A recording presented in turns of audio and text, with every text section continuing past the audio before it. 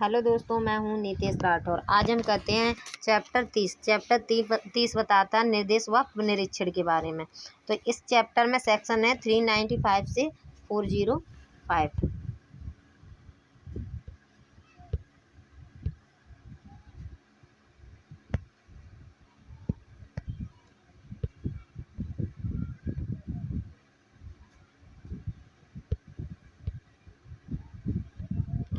अब इसमें देखते हैं हम पहला सेक्शन।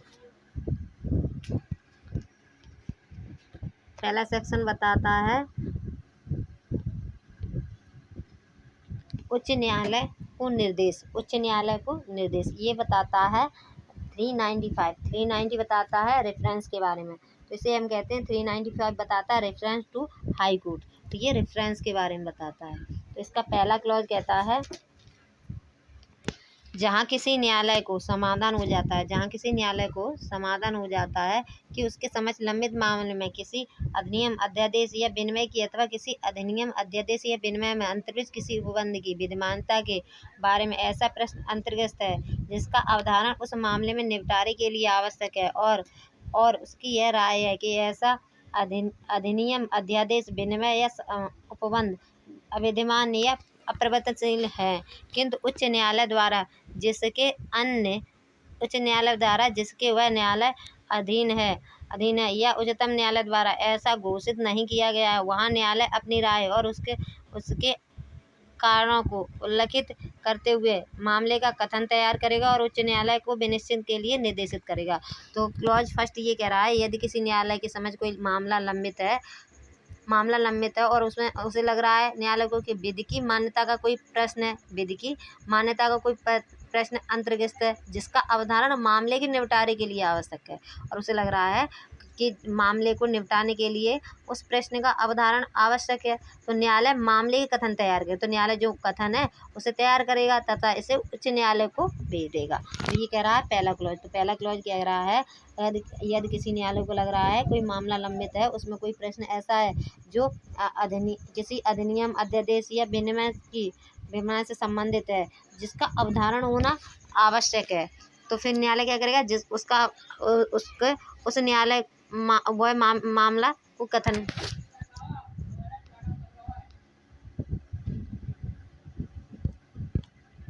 तो फिर ये कह रहा है 395 उच्च न्यायालय को निर्देश। तो ये कह रहा है जहाँ किसी न्यायालय को समाधान हो जाता है कि तो ये रेफरेंस के बारे में बता रहा है कि न्यायालय को अगर समाधान हो जाता है कि उसके समक्ष लंबित मामले में किसी कोई अधिनियम या अध्यादेश से संबंधित कोई विधिपूर्ण प्रश्न है जो उस मामले में अंतर्गत है जिसका अवधारण होना मामले के निपटारे के लिए आवश्यक है, मामला को फाइनल करने के लिए आवश्यक है, तो न्यायालय क्या करेगा उस मामले के कथन तैयार कर देगा और उच्च न्यायालय को भेज देगा। पहला क्लॉज कह रहा है। अब आ जाते हैं आगे। सेकंड क्लॉज कह रहा है यदि सेशन न्यायालय या महानगर मजिस्ट्रेट अपने समझ लंबित किसी मामले में जिसे उपधारा 1 में उपबंध लागू नहीं होते हैं ठीक समझता है, तो वह ऐसे मामले को सुनवाई में उठने वाले किसी विधि प्रश्न को उच्च न्यायालय के विनिश्चय के लिए निर्देशित कर देगा।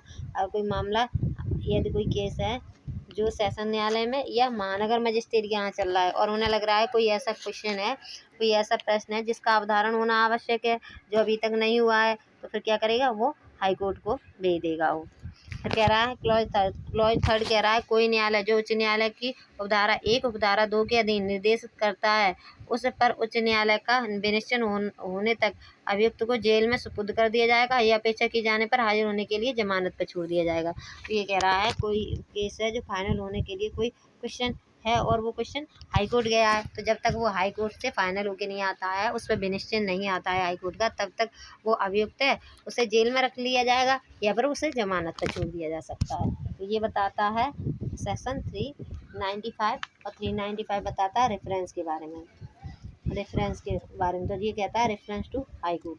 तो रेफरेंस टू हाई कोर्ट में बता रहा है अगर कोई न्यायालय है जहाँ कोई केस चल रहा है, जहाँ कोई केस लंबित है, उसमें कोई क्वेश्चन ऐसा लगता है न्यायालय को जिसका अवधारण होना आवश्यक है और अभी तक नहीं हुआ है, तो फिर क्या करेगा उस कथन को तैयार करेगा। कथन को तैयार करके और जो मामला है उसके कथन को तैयार करके वो क्या करेगा उस जो क्वेश्चन है उसे हाई कोर्ट को भेज देगा। विनिश्चय करने के लिए।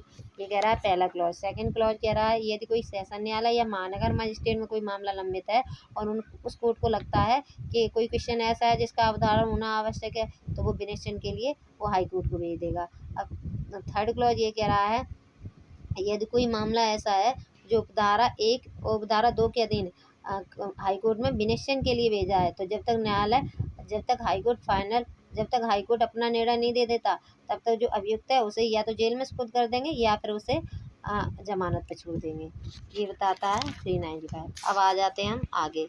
अब आ जाते हैं 396। 396 कह रहा है उच्च न्यायालय के विनिश्चय के अनुसार मामले का निपटारा। तो अब ये कह रहा है कोई क्वेश्चन तुमने हाई कोर्ट में भेजा था विनिश्चय करने के लिए, पर फिर हाई कोर्ट ने क्या किया, हाई कोर्ट ने उसका विनिश्चय कर दिया, उसका निर्देशित किया जाता है। जब कोई प्रश्न ऐसे निर्देशित किया जाता है तब उच्च न्यायालय उस पर ऐसा आदेश पारित करेगा जैसे उसे ठीक लगेगा, और जैसे ठीक लगेगा वैसे करेगा। और एक प्रतिलिपि जिस कोर्ट ने भेजा है वो मामला विनिश्चय करने के लिए, वो क्वेश्चन विनिश्चय करने के लिए, तो फिर उसे वो रिपोर्ट भेज देगा उस न्यायालय को, और फिर न्यायालय वैसे ही काम करेगा जैसे हाई कोर्ट बताता है। सेकंड कह रहा है उच्च न्यायालय निर्देश दे सकता है कि ऐसे निर्देशन का खर्चा कौन देगा। अब जो निर्देशन भेजा गया था उसका खर्चा कौन देगा, ये हाई कोर्ट निश्चित कर सकता है। तो ये बताता है 396 में। 396 कह रहा है उच्च न्यायालय के अनुसार मामले का निपटारा।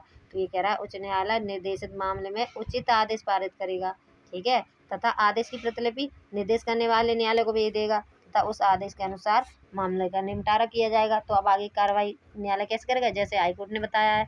और सेकंड क्लॉज ये कहता है अब जो ये रेफरेंस दिया था, उसको जो रेफरेंस में जो कार्रवाई हुई उसमें जो खर्चा हुआ है उसे कौन देगा, तो ये हाईकोर्ट बताएगा।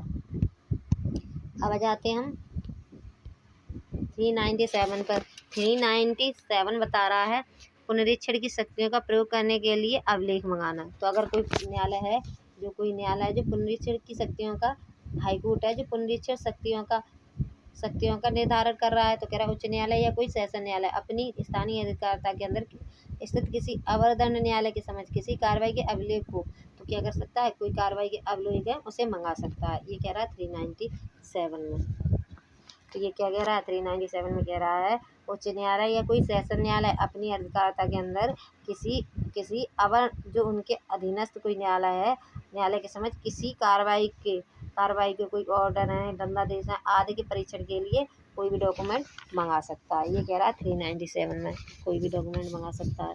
फिर आगे बताता है क्लॉज सेकंड में, ये कह रहा है अभिलेख मंगाते समय पुनरीक्षण न्यायालय निर्देश दे सकता है कि अभिलेख की परीक्षा लंबित रहने तक किसी दंडादेश का निष्पादन निलंबित किया जाए तथा अभियुक्त को जमानत पर या बंद पर देकर छोड़ दिया जाए। तो ये कह रहा है अगर किसी हाईकोर्ट के पास जो हाईकोर्ट के पास कोई मैटर है जो रेफरेंस के लिए दिया है, तो उसमें जो अभियुक्त है, तो न्यायालय ये कह रहा है वो अभियुक्त है उसे क्या किया जाएगा, या तो उसे अभियुक्त को जमानत पर छोड़ दिया जाएगा, या उसका कोई दंड है उसे निष्पादन नहीं किया जाएगा, निलंबित कर दिया जाएगा जब तक उसका ऑर्डर नहीं आ जाता हाई कोर्ट का या सेशन कोर्ट का। ठीक है, अब चलते हैं आगे बता रहा है 398 कह रहा है जांच करने के आदेश देने की शक्ति। तो जांच करने इंक्वायरी करने के आदेश देने की शक्ति किसे है, तो जो न्यायालय है जो उच्च न्यायालय या सेशन न्यायालय या मुख्य न्यायिक मजिस्ट्रेट को निर्देश दे सकता है कि वह ऐसे किसी परिवाद की जो धारा 203 और 204 की धारा 4 के दिन खारिज कर दिया गया है किसी अपराध से अभियुक्त व्यक्ति, तो ये सीधे ये कह रहा है कोई मैटर ऐसा है न्यायालय को लगता है कि उसमें इंक्वायरी करानी चाहिए तो न्यायालय इंक्वायरी करा सकता है। अब आ जाते हैं 399 कह रहा है सेशन न्यायाधीश के पुनरीक्षण की शक्ति। तो 399 में है जो सेशन कोर्ट है वो रेफरेंस की पावर, उनके रेफरेंस की पावर के बारे में बताया कि जो सेशन कोर्ट है वो रेफरेंस की पावर का कैसे यूज करेंगे। तो ये कह रहा है ऐसा किसी कार्रवाई के मामले में जिसमें अभिलेख सेशन न्यायालय ने स्वयं मंगाता है वह उन सभी यकीनी शक्तियों का प्रयोग कर सकता है जिनका प्रयोग धारा 401 की उपधारा 1 के अधीन उच्च न्यायालय कर सकता है। तो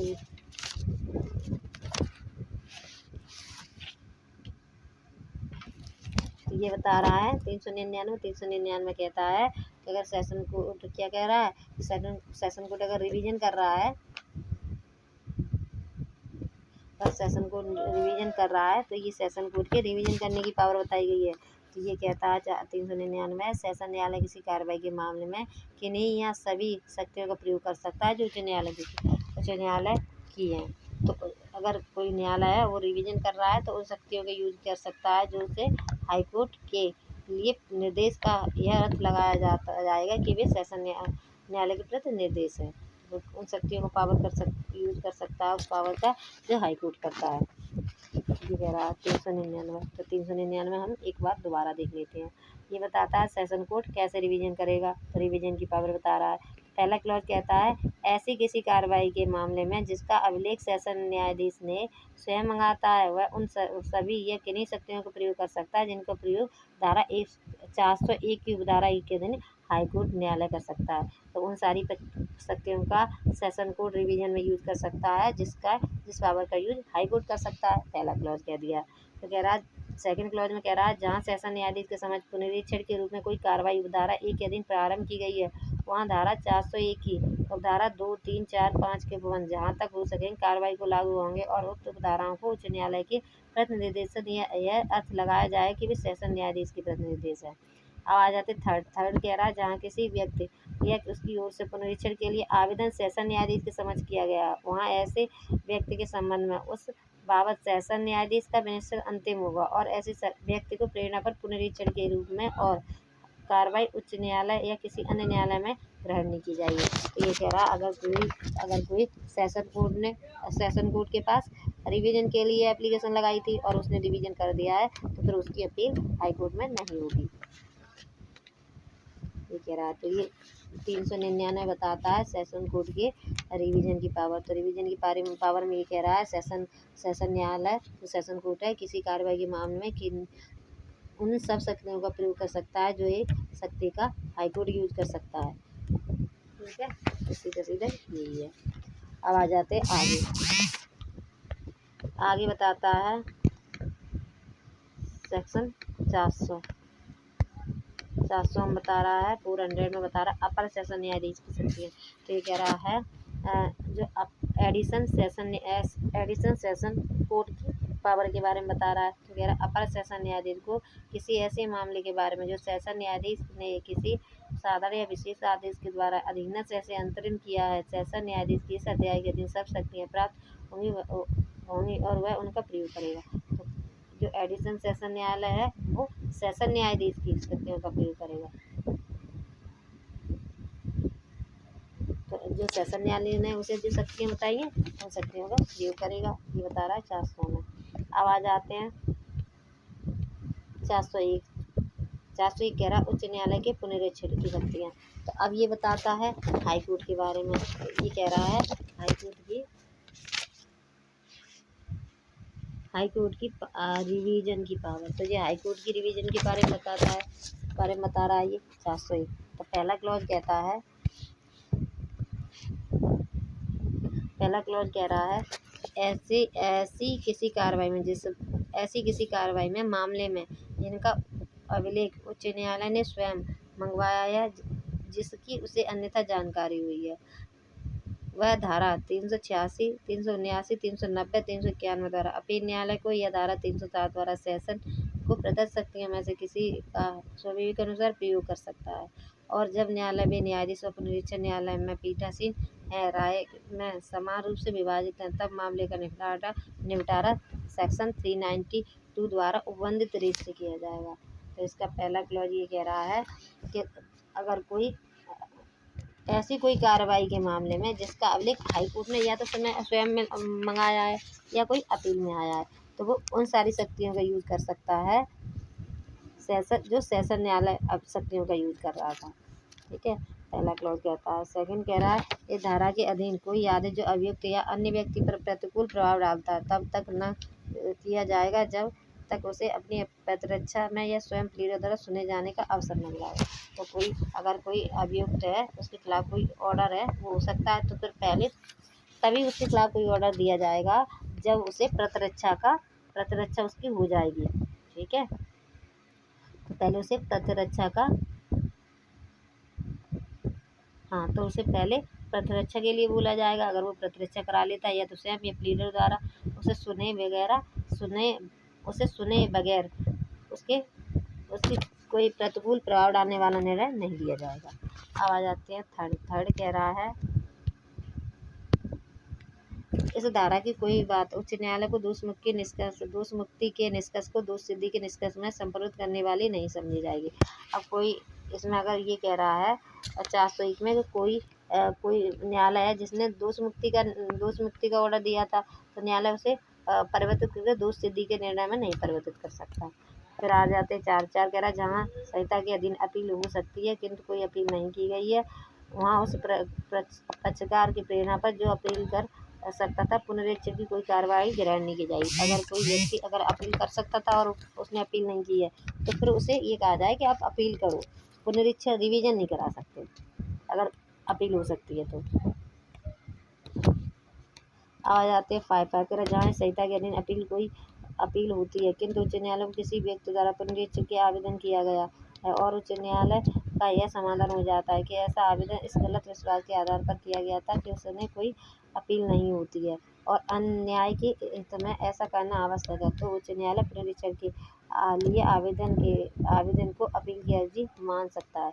तो ये कह रहा है अगर कोई अभियुक्त है, उसने अपील की है, अगर उसमें पुनरीक्षण हो सकता था, अपील हो सकती थी, पुनरीक्षण कर दिया है, अब जबकि उसमें अपील हो सकती थी, उसे पता नहीं था अपील हो सकती है, उसने रिवीजन की एप्लीकेशन लगा दी, तो क्या करेगा न्यायालय फिर उसकी जो रिवीजन की एप्लीकेशन है उसे अपील की एप्लीकेशन मानकर आगे की कार्रवाई करेगा। ये कह रहा है क्लॉज 5। तो अब हम देख लेते हैं एक बार और। 401 कहता है उच्च न्यायालय की पुनरीक्षण शक्ति है, तो ये बताता है जो हाई कोर्ट है उसके रिवीजन की शक्ति क्या है। तो ये कह रहा है अगर कोई दोष मुक्ति के आदेश को दोष सिद्धि के आदेश में परिवर्तन नहीं कर सकता न्यायालय, क्या नहीं कर सकता, तो ये कह रहा है ऐसा किसी कार्रवाई में मामले में विशेष अभिलेख उच्च न्यायालय ने स्वयं मंगाया है या कोई अपील की गई है, तो फिर क्या करेगा और उन सारी शक्तियों का यूज करेगा जो सेशन न्यायालय करता है। और अब आगे ये बता रहा है कोई न्यायालय है जिसने उसे दोष मुक्त कर दिया है, तो हाईकोर्ट दोष मुक्ति के आदेश को दोष सिद्धि के आदेश में परिवर्तित नहीं करेगा और दोष सिद्धि के निर्णय को दोष मुक्ति में परिवर्तित कर सकता है, पर दोष सिद्धि को दोष मुक्ति में परिवर्तित कर सकता है, पर दोष मुक्ति को दोष सिद्धि में परिवर्तित नहीं कर सकता। ठीक है, निष्कर्ष को अब आगे उन सभी शक्तियों का प्रयोग कर सकता है जो उसे अपीलीय न्यायालय के रूप में मिली है न्यायालय। फिर आगे कह रहा है अगर कोई व्यक्ति है अगर उसे अपील हो सकती थी पर उसने अपील नहीं की है, अगर वो कह रहा है कि नहीं मैं रिवीजन कर दूँ, तो फिर वो रिवीजन नहीं कर सकता, अपील ही करनी होगी। आगे ये कह रहा है कोई व्यक्ति है उसने रिवीजन की एप्लीकेशन लगा दी है और उसमें लग रहा था कि अपील नहीं हो सकती पर उसमें अपील हो सकती है, तो फिर न्यायालय क्या करेगा जो रिवीजन की एप्लीकेशन लगाई है उसे अपील की एप्लीकेशन मानकर आगे की कार्रवाई करेगा।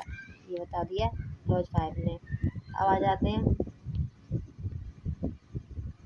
402 कह रहा है उच्च न्यायालय के पुनरीक्षण के मामलों को वापस लेने व आंतरिक करने की शक्ति। तो ये बता रहा है हाईकोर्ट क्या कर सकता है रिवीजन में किसी भी मैटर को पुनरीक्षण के मामले को वापस लेने या ट्रांसफ़र करने की शक्ति है, या तो उसे वापस ले सकता है और किसी को दे दिया है तो उससे वापस भी ले सकता है या फिर उसे ट्रांसफ़र कर सकता है किसी और न्यायालय को। ये बताता है 402। अब देखते हैं आगे 403 कह रहा है पक्षकारों को सुनने का न्यायालय का विकल्प। तो ये पक्षकारों को सुनेगा न्यायालय, ये बताया गया है इसमें। अब आ जाते हैं हम 404 में। ये कह रहा है महानगर मजिस्ट्रेट के विवेचन के आधारों के कथन पर उच्च न्यायालय द्वारा विचार किया जाना। अब फिर है उच्च न्यायालय के आदेश के प्रमाणित करने निचले न्यायालय को भेजा जाना। अब हम आ जाते हैं सीधा चैप्टर 31। चैप्टर 31 बताता है आपराधिक मामलों का अंतरण। जो आपराधिक मामले हैं उनका ट्रांसफ़र कैसे किया जाएगा, ये बताता है हमारा चैप्टर 31। इसमें सेक्शन है 406 से 412 तक, 406 से 412 तक। अब इसमें सेक्शन देखते हैं। सेक्शन आता है 406। सेक्शन 406 बता रहा है कुछ मामलों और अपीलों को आंतरिक करने की उच्चतम न्यायालय की शक्ति। तो ये कह रहा है कोई मामला है, कोई केस है या कोई अपील है, उससे हाई कोर्ट क्या कर सकता है, हाई कोर्ट कब उसे ट्रांसफ़र कर सकता है। किसी और कोर्ट में ट्रांसफ़र कर सकता है। तो ये कह रहा है उच्च न्यायालय उच्चतम जो सुप्रीम कोर्ट की मामलों और अपीलों को आंतरिक करने की शक्ति के बारे में बता रहा है 406। तो ये कहता है उच्च न्यायालय भारत के महान्यायवादी के या तो भारत के महान्यायवादी के, तो उच्च न्यायालय कैसे कर सकता है, या तो महान्यायवादी के कहने पर, ठीक है, या फिर ये कह रहा है या तो महान्यायवादी का या कोई हितबद्ध पक्षकार आवेदन करे तो मामले को ट्रांसफर कर सकता है। पर आवेदन शपथ पत्र द्वारा ही लिया जाएगा। जो आवेदन लगाया जाएगा ट्रांसफर का वो शपथ पत्र द्वारा ही लिया जाएगा। आवेदन ये अनावश्यक कर दिया अगर लग रहा है न्यायालय को कोई जो ट्रांसफ़र करने की एप्लीकेशन लगाई है वो अनावश्यक या तंग करने वाली है, तो फिर 1000 रुपये प्रतिकर के रूप में देने का आदेश देगा। जिसने लगाई है और जिसके ऊपर लगाई है उसको 1000 रुपये देगा वो। ये बता रहा है 406। 406 क्या कह रहा है, 406 में 3 पॉइंट दे रखे हैं। पहला पॉइंट ये कह रहा है और 06 ये कह रहा है मामला और अपीलों को ट्रांसफ़र करने की सुप्रीम कोर्ट की शक्ति। तो एक पहला क्लॉज कहता है जब कभी सुप्रीम कोर्ट का यह प्रतीत होता है कि न्याय के उद्देश्य से कोई केस है उसे ट्रांसफ़र करने की आवश्यकता है, कहीं दूसरे कोर्ट में भेज देना चाहिए, तो ये अगर उसे सुप्रीम कोर्ट का लगता है तो क्या करेगा, या तो महान्यायवादी ने कोई आवेदन किया हो या हितवत पक्षकार ने कोई आवेदन किया हो, तो फिर वो क्या करेगा, कोई कोई केस है उसे या राज्य या महाधिवक्ता, जो राज्य का महाधिवक्ता है या महान्यायवादी उसके शपथ पत्र या प्रतिज्ञान द्वारा समर्पित होगा, तो फिर क्या करेगा न्यायालय उसे ट्रांसफ़र कर देगा। तो ये कह रहा है पहला क्लॉज, अगर सुप्रीम कोर्ट है उसे लगता है कोई मामला है जिसे कोई और दूसरे हाई कोर्ट और किसी कोर्ट में ट्रांसफ़र कर देना चाहिए तो फिर वो ट्रांसफ़र कर सकता है। ये पहले क्लॉज में कह दिया। सेकंड कह रहा है महान्यायवादी ने या तो आवेदन किया हो या महाधिवक्ता ने किया हो या हितवत पक्षकार है उसने किया हो, तो न्यायालय क्या करता है, मामले को ट्रांसफ़र कर सकता है। थर्ड कह रहा है अगर कोई आवेदन को जो कोई केस है उसे ट्रांसफ़र करने के लिए एप्लीकेशन लगाता है और न्यायालय को लगता है कि अनावश्यक या तंग करने के लिए एप्लीकेशन लगाई है, तो फिर जिसने एप्लीकेशन लगाई है न्यायालय उससे जिसके खिलाफ लगाई गई है उसे क्या करेगा, उसे 1000 रुपये दिलाएगा, ठीक है, क्योंकि उसने तंग किया है उसे, तो फिर न्यायालय क्या करेगा, उसे 1000 रुपये दिलाएगा। ये बताता है हमारा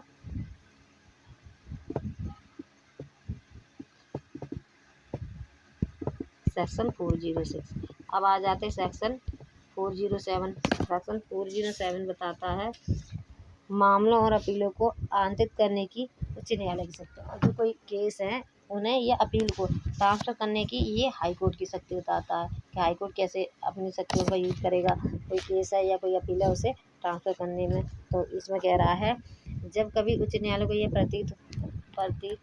प्रतीत कराया जाता है, अगर कोई हाई कोर्ट है उसे ऐसा लग रहा है कि उसके अधीनस्थ किसी दंड न्यायालय में रुजु या पक्षपात रहित जांच या विचारण नहीं करेगा। अगर उसे लग रहा है कोई जो ट्रायल चल रहा है उसमें पक्षपात रहित इंक्वायरी या ट्रायल नहीं होगा, या बी कह रहा है या उसे ऐसा लग रहा है कठिन विधि प्रश्न को उठाने की संभावना है, तो ये उसे तब भी वो ट्रांसफ़र करा सकता है। सी कह रहा है इस धारा के अधीन आदेश संहिता के किसी उपबंध द्वारा अपेक्षित या पक्षकारों द्वारा साक्षियों के लिए साधारण सुविधाप्रद होना या न्याय उद्देश्य के लिए समीचीन है तो वह आदेश दे सकेगा। तो कब देगा, तो ये कह रहा है 407 ये बताता है हाई कोर्ट कब केस को और अपीलों को ट्रांसफ़र कर सकेगा। तो ये कह रहा है यदि मामला विचारण निष्पक्ष नहीं हो सकता, अगर न्यायालय को लग रहा है कि जो कोई कोर्ट है उसका ट्रायल निष्पक्ष नहीं हो सकता या फिर किसी कठिन विधि का प्रश्न उठने की संभावना है, या तो फिर आगे कह रहा है या मामला किसी अन्य सक्षम न्यायालय में आंतरिक किया जा सकता है। अगर मुझे लग रहा है तो सक्षम न्यायालय में ट्रांसफ़र कर देना चाहिए, तो क्या करेगा, निचले न्यायालय की रिपोर्ट पर हितबद्ध पक्षकार के आवेदन पर या सुप्रीना से क्या करेगा न्यायालय, केस को ट्रांसफ़र कर देगा कहीं दूसरे कोर्ट में। ये बताता है सुप्रीम कोर्ट। ये बताता है हाई कोर्ट के बारे में। तो 407 क्या बता रहा है हाई कोर्ट के बारे में, तो ये कह रहा है अगर हाई कोर्ट को लग रहा है कोई मामला ऐसा है जिसे ट्रांसफ़र कर देना चाहिए, तो कब का बता रहा था, पहला पॉइंट कह रहा है अगर न्यायालय को लगता है कोई मामला है जिसका ट्रायल निष्पक्ष नहीं होगा, अगर यही चलता रहा तो निष्पक्ष नहीं होगा तब भी वो ट्रांसफ़र कर सकता है। बी में कह रहा है यदि कठिन कोई विधि का प्रश्न उठाने की संभावना है तब भी वो ट्रांसफ़र कर सकता है। सी में कह रहा है अगर मामला किसी अन्य सक्षम न्यायालय में ट्रांसफ़र कर देना चाहिए, अगर न्यायालय को लगता है तो फिर न्यायालय उसे ट्रांसफ़र कर देगा। निचले न्यायालय की रिपोर्ट पर कब करेगा? निचले न्यायालय की रिपोर्ट पर हितवत पक्षकार के आवेदन पर या सुप्रीम से भी कर सकता है ट्रांसफ़र। ये बता दिया 407 में। अब आ जाते हैं 408। 408 बताता है मामलों और अपीलों को ट्रांसफ़र करने की सेशन न्यायालय की शक्ति। अब ये सेशन न्यायालय की पावर के बारे में बता रहा है कि सेशन न्यायालय कब किसी केस को या अपील को ट्रांसफ़र कर सकते हैं। तो ये बताता है 708। तो ये कह रहा है,